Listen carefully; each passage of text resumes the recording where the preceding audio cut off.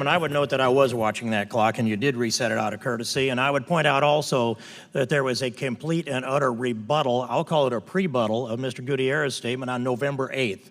The American people went to the polls and said, we want the law enforced and we want our streets safe. And so I want to first turn to Sheriff Hodgson and point out in your testimony on introduction, it says, the human cost and emotional impact of crimes committed by illegals is beyond measure.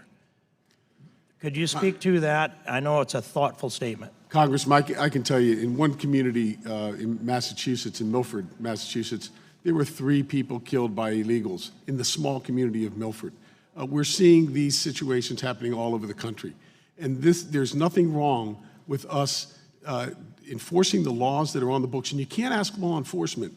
Look, if there are members of the legislature that want to change the laws in Massachusetts or wherever, come here and lobby Congress. But don't tell us that we have to violate our oath and allow our citizens we're protecting to be exposed to greater risks. That's what's going on, Congressman. Thank you, Sheriff. And you pointed out also the Facebook post that gave a heads up that ICE agents were coming into the community. And so I opened up the federal code here, 8 U.S.C. 1324. And I want to read this into the record, and I want to ask you and others what you think about prosecuting under this, that individual or any individual.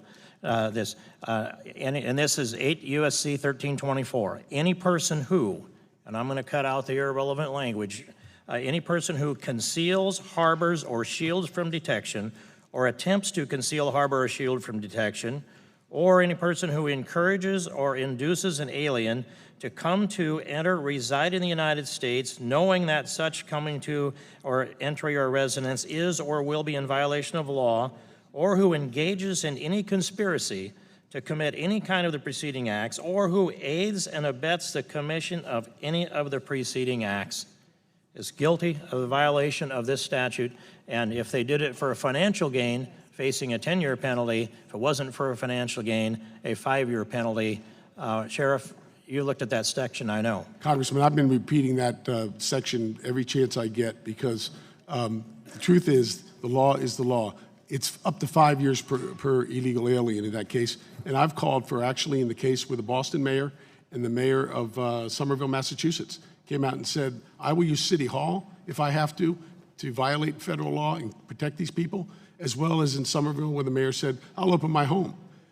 My answer to that was, act on Title 8, Section 1324, issue arrest warrants, and we'll figure out real fast how popular sanctuary cities will be in this country. I absolutely agree with you, Sheriff, and I'd turn to Ms. Vaughn. And you made a statement, there may be cases where we need to prosecute local officials. Did you have this section in mind when you made that statement? Yes, indeed. Yes, indeed. And is it your advocacy, do you concur with Sheriff Hodgson? Yes, I do. When a judge takes an illegal alien out the side door of a courthouse to avoid ICE, when a jail does not permit ICE access to the jail to interview inmates, when a law enforcement agency receives a detainer that gives probable cause to hold a criminal alien and they have information on that individual's crimes, all of those are shielding illegal aliens from ICE. And when a judge facilitates that kind of escape from their chambers, you're suggesting specifically 8 U.S.C. 1324 as a means to enforce. Yes, and there are penalties there, especially when that individual who was shielded goes on to cause further harm in the community and potentially creates new victims, or does in fact after their release, as we know has happened. These are not isolated cases. And there is a means where this Congress can act on their own without a presidential signature, and what I'm thinking of is the impeachment of such judge.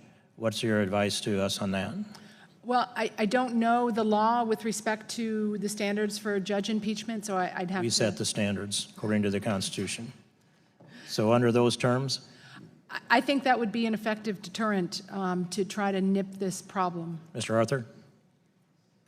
I'm not aware of any case law that does that, but one thing that, or that would advise that, I don't know of any that wouldn't, but one thing that I would say, Mr. King, is that the job that we ask our ICE officers to do is a difficult one. And when it is subverted by individuals deliberately, I'm not familiar with the specific case, it just makes that job more difficult. And here's really the crucial part of that. If it's a public place and the officer has the opportunity to make an arrest, generally it's a controlled situation. If the officers have to go to the home of that individual, it's not a controlled situation anymore. My uncle, my aunt were both law enforcement officers in the city of Baltimore for many years. The worst thing that any police family can ever hear is that their loved one's not coming home. And if you put an agent in harm's way, I don't understand that. So. Thank you, Mr. Arthur. I'm out of time, and I yield back. Time, and the gentleman has